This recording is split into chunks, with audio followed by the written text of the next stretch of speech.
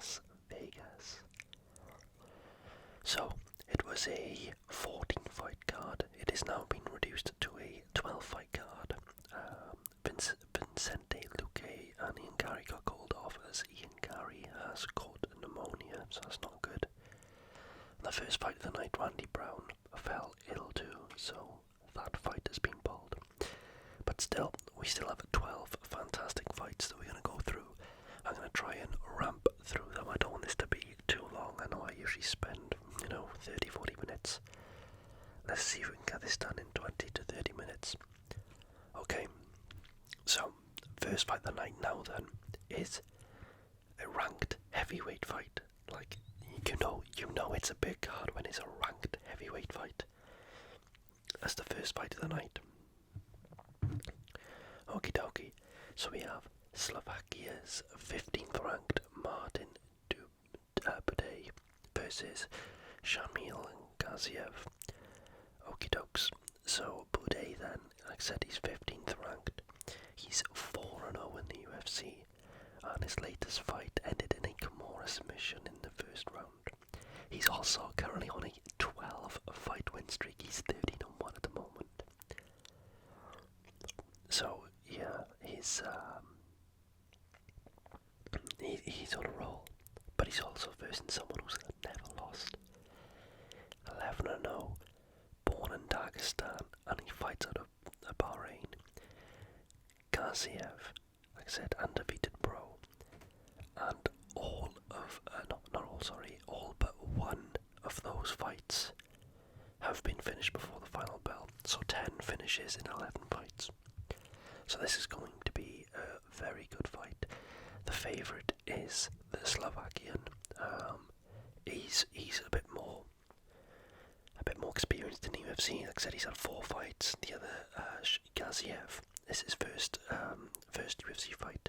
I think he did win on Dana White Contender Series before.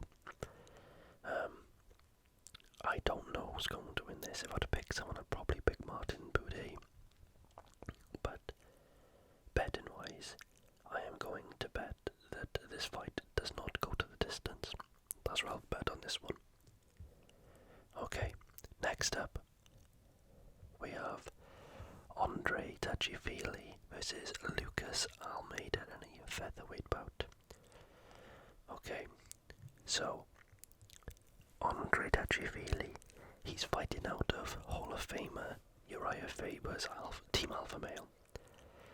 He's a 20-fight UFC veteran, and he's gone 10-9-1. His last fight though did come against Nathaniel Wood back in July, where he lost a unanimous decision. Lucas Almeida, he's currently 1-1 in UFC, and his last fight was hit that loss. Almeida's now looking to bounce back into the win column with a win over Tachifili. Lucas Almeida's 14 wins has been 100% finishing rate. 64% of his wins have been via KO, and 36% of his wins coming from submission. Okie dokie, let's have a look at Tachifili's win percentage then. So yeah, he does go to decision a lot more.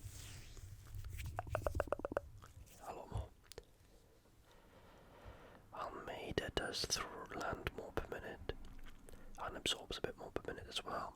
Grappling wise, it's a bit more of Andre Fili's style. Odds Andre Tachifili is very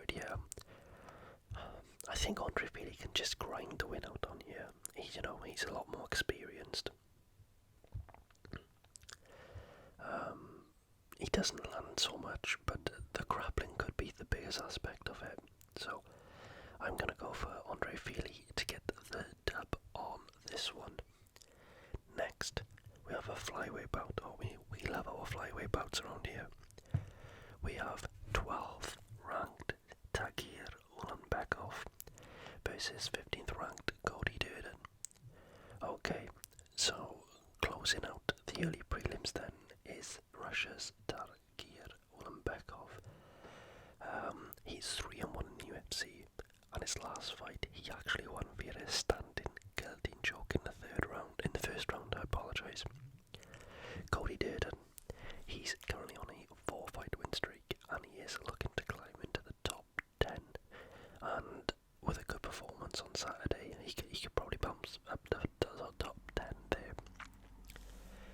His last fight as well was his most impressive, as he beat the surging prospect Jake Hadley.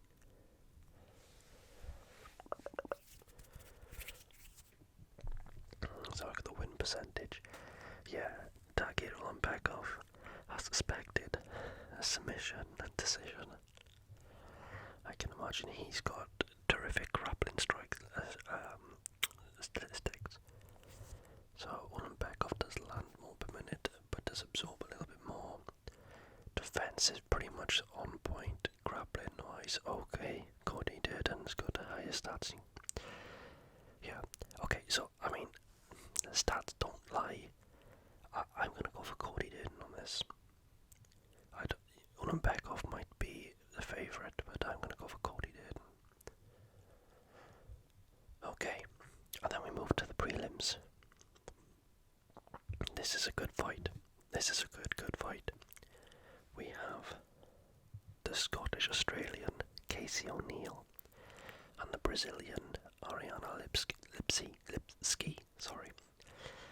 Casey ONeal is ranked 12th, and she was looking, with all sense of purposes, like the next big thing in the women's flyweight division. But she has had some injuries that have set her back, and she did actually lose her last fight as well. When she was coming back from injury, she went into another fight, probably a little bit too early, and against a very good opponent in Jennifer Mayer, and she did actually lose that fight. But we have Ariana Lipski, the 29-year-old. She's had 10 fights in the UFC. She's gone 5-5, but she is currently on a 2-fight win streak, and she's gone 2-0 in 2023. So she is looking to continue that fine form to finish the year strong. Okay, I like Ariana Lipski, I do, but Casey ONeal is British, and unfortunately, emotions are involved in sports. So I will be betting on Casey ONeal to win.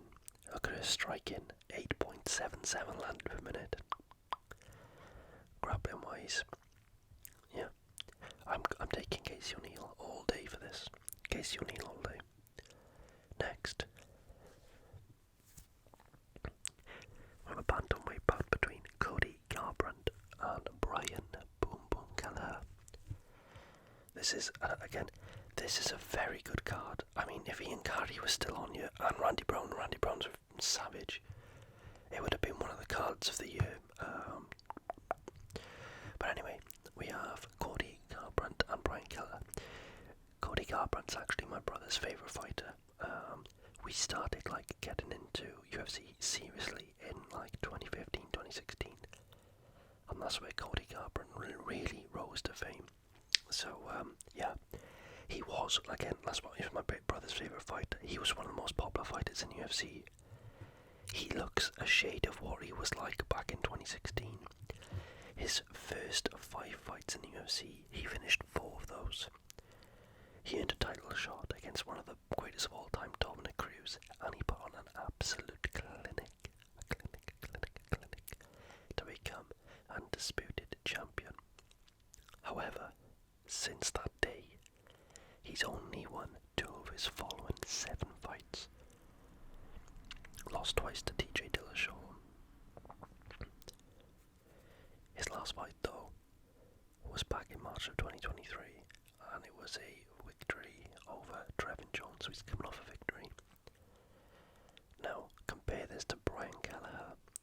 Brian Keller is actually a 15-fight UFC veteran, but he's on a 2-fight loss streak, and both of those have been a rear naked choke in the first round.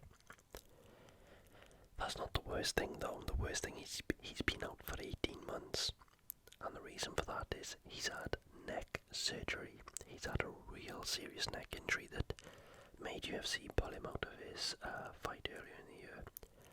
He wasn't medically cleared, and yeah, so it's nice to see that he's back and fit and healthy from this serious neck injury.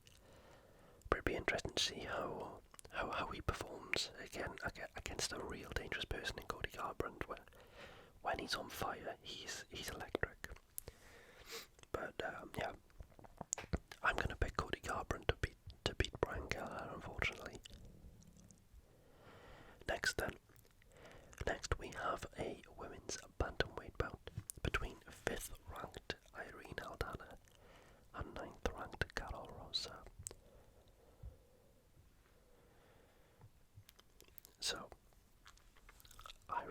Alana's last fight was a title shot against the retired GOAT of women's MMA, Amanda Nunes.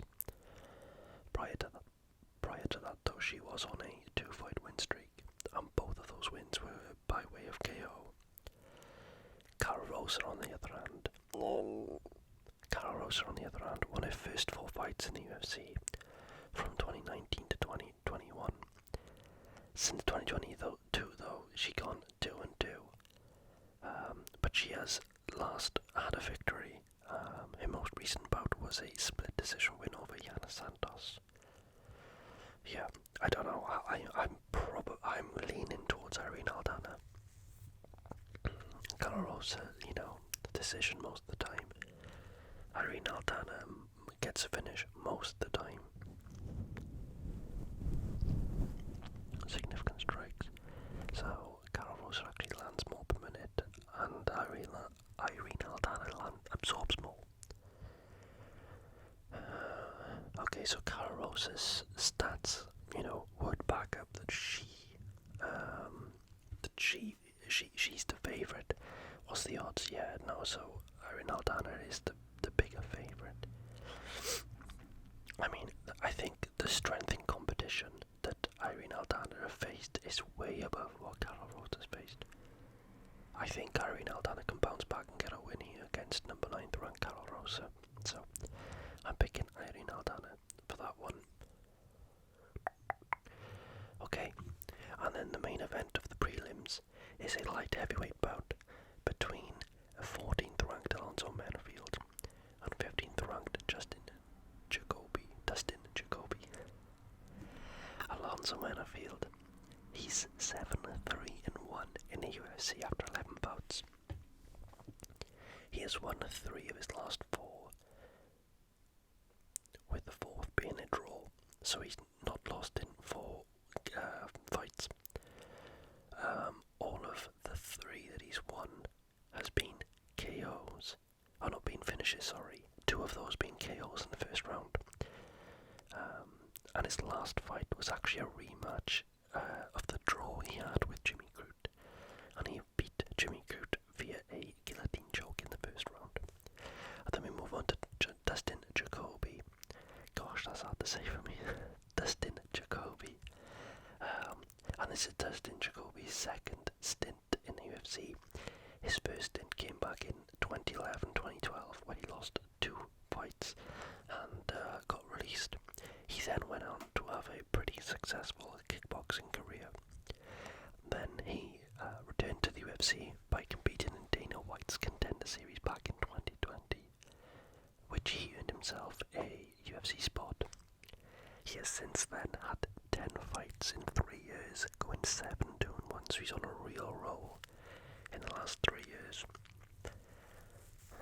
I don't know though, Alonso Manfield has looked way better than he has done. Dustin Jacobe is the favourite. I think Alonso Manfield can get this done. I really do. But Jacobe is tough.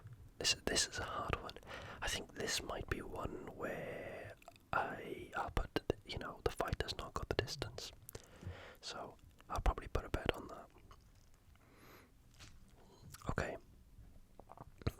So the new opener of the main card then, it's 6th ranked Josh Emmett and 10th ranked Bryce Mitchell. Thug Nasty Bryce Mitchell actually stepped in on 2 weeks' notice. Josh Emmett was scheduled to fight someone else. It was Giga Chikadze, but Giga Chikadze had to pull out, so Bryce Mitchell stepped up on 2 weeks' notice. I know, fair play to Bryce Mitchell to step up that, in 2 weeks against a real tough opponent in Josh Emmett. In 2019, Josh Emmett started his 5-fight win streak, and he beat the likes of Shane Burgos, Danny Gay, Calvin Keita, and that actually ultimately earned him an interim title shot against Yair Rodriguez, in which though he did lose via a triangle choke in the second round. He then returned back to the octagon in June of 2023, where he faced rising star Ilia Topuria, but again he lost, and subsequently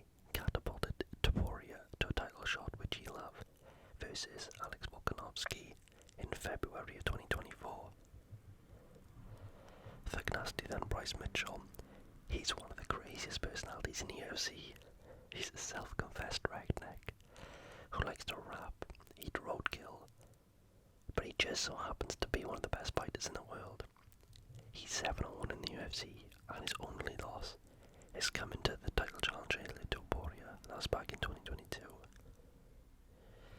He's since then fought Danny Gay only 3 months ago, where he beat Danny Gay via unanimous decision. Okay. This is hard because I think Josh Emmett's got real power, and he's quite good in the wrestling department. But grappling is Bryce Mitchell's, that's his zone. So yeah, you can see he doesn't land much, but he doesn't absorb much either.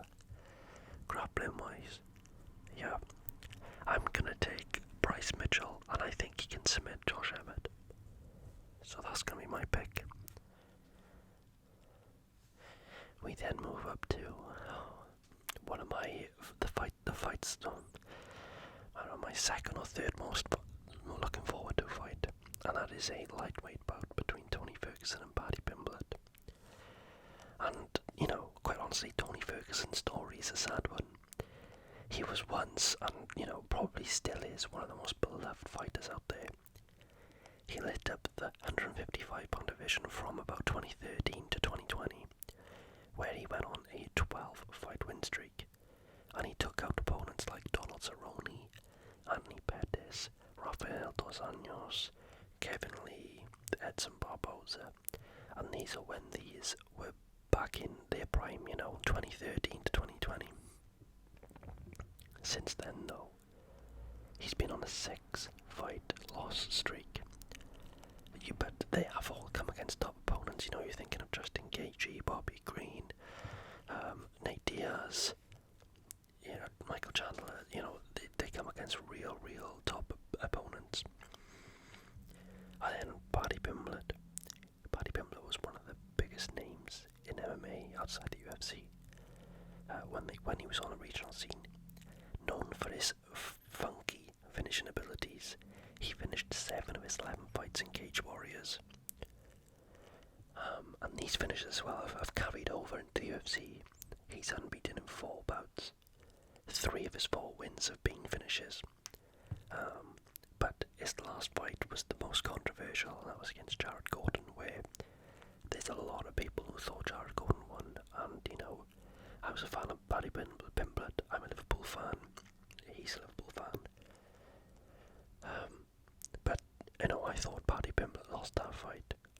But he got the decision. And I recently saw DC Daniel Cormier thought Paddy Pimblett won as well after rewatching it. So maybe it's something I need to rewatch. But it was a bit of a controversy. So it'd be interesting to see how Paddy Pimblett done, because Tony Ferguson hasn't actually looked terrible. He just has not looked as good as he used to, and he's coming up against the best of the best. Is Paddy the Baddy up in that echelon against all them, like the Michael Chandlers, the Justin Gaethjes? Or is Tony Ferguson just a step too far for Paddy Pimblett at the moment?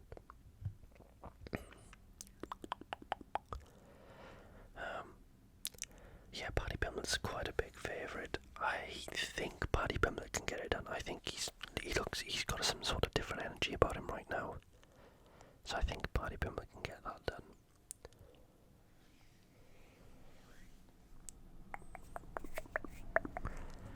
Okay, and then we go on to the third fight from the top, and it's between 5th ranked Shavkat Rahmanov against the nicest guy in MMA, Stephen Wonderboy Thompson. Shavkat Rahmanov.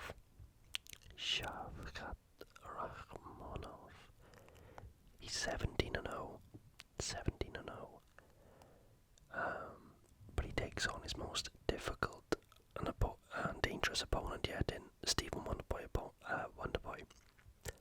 But not only is Shavkat 17-0, every fight has been a finish. 47% of his wins have been via KO, 53% via submission.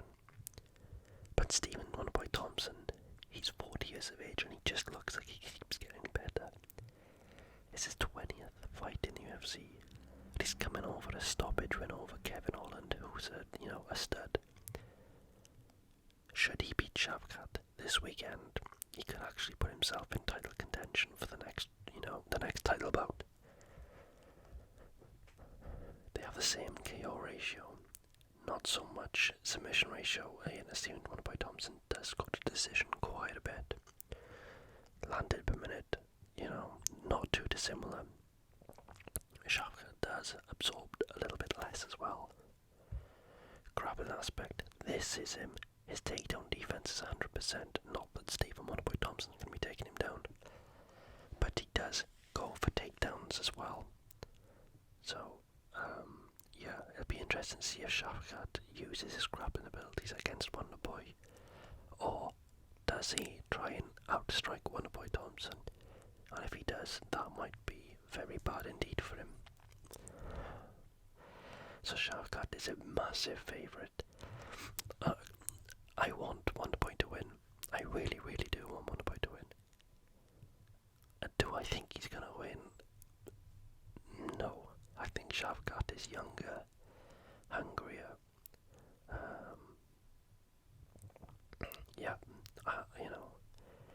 He's the taller guy, he has longer reach, he's probably the stronger guy, he's the younger guy, the fitter guy. So I'm picking Shavkat Rahmanov for that.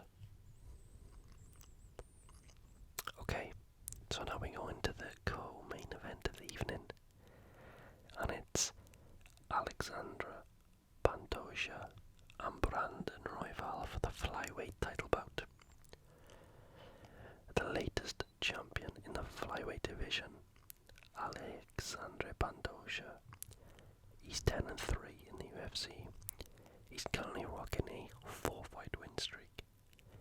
Pantoja beat Manfield via unanimous decision, followed by 2 rear naked choke finishes over Alex Perez and Brandon Royval to win himself a title shot against Brandon Moreno, which ultimately he won and is now the flyweight champion.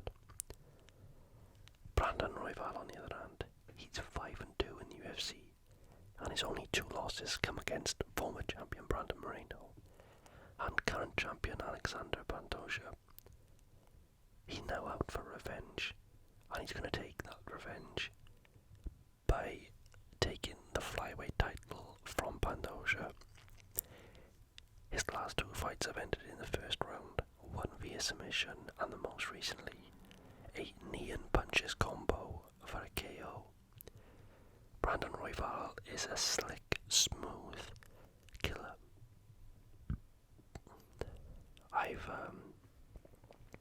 I've long thought that Brandon Royval was gonna be a champion, so as much as I like Pantoja, and Pantoja is a favourite, I'm putting my money on Brandon Royval.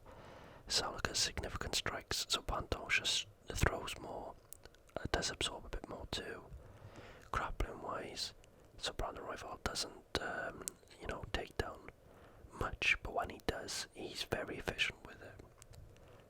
Look at the submission averages as well. Yeah, I'm picking Brandon Royval to win.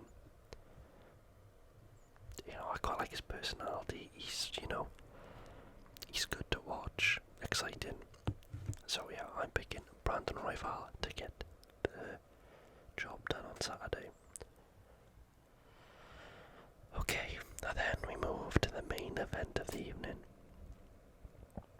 Leon Rocky Edwards versus Colby Chaos Covington.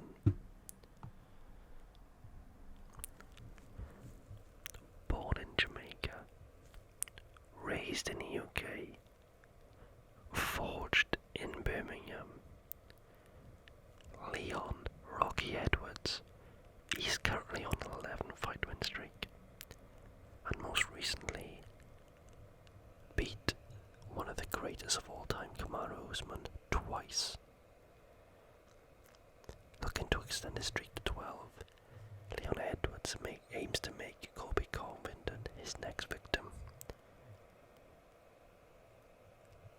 Leon Edwards' last 5 wins was Usman twice, Nate Diaz, Rafael Dos Anjos, and Encara Nelson. Colby Covington, on the other hand, hasn't fought since March of 2020. Masvidal via unanimous decision. Before that fight, he lost his second bout with Kamaru Usman, and if Colby Cast Covington can't get the job done, he would have lost all 3 of his title fights. Crazy. So both tend to go to decision the most. Very similar average fight time. Strike-wise, Leon says it lands way less than Colby Covington. That's really not much at all. I don't know how true that is, but he doesn't absorb much either. Grappling-wise, okay. So the grappling definitely looks like it's on Colby Covington's side, but I know Leon Edwards have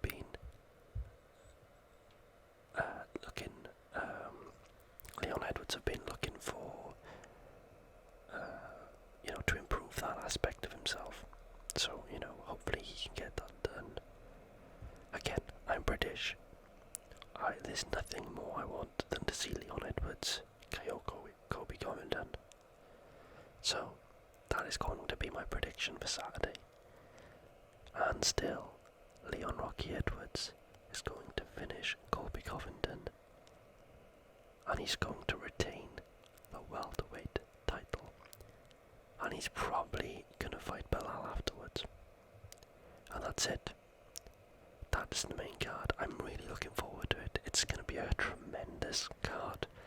Not just the main event, not just the co-main event, but the card from top to bottom is a fantastic card. And if you're ever interested in watching a UFC fight or a UFC card, this is the one I'd recommend you watching. So, yeah, I hope you guys enjoy. Happy December. Christmas around the corner, and what a gift we have early. It's a terrific fight card. And I'm excited to stay up until 6, 7 a.m. watching it. With that being said, guys, I want to wish you all